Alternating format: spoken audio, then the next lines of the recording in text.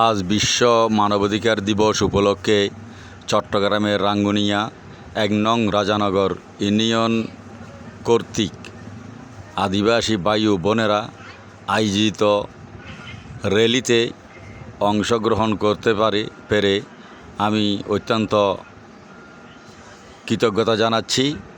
আমি যে তাদের সাথে সম্পৃক্ত হতে পেরেছি, তাদের প্রতি শুভকামনা রইল।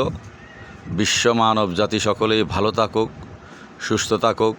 আমরা সকলেই মিলেমিশে এই বাংলাদেশকে উন্নয়নের দিকে এগিয়ে যাব এবং সামাজিকভাবে আমরা একে অপরের হাত ধরে কাজ করব। জাতি ধর্ম বর্ণ নির্বিশেষে আমরা সকলেই কিন্তু বাংলাদেশি। আমাদের পরিচয় বাংলাদেশি। আমাদের নামের ব্যবধান হতে পারে, কিন্তু আমাদের দেশ হিসেবেই একটা দেশ, আমাদের দেশ বাংলাদেশ। সকলেই একসাথে থাকব, একসাথে কাজ করব, একই জায়গায় অবস্থান করব। ভেদাভেদ ভুলে গিয়ে আমরা ঐক্যবদ্ধ থাকব আশা রাখি।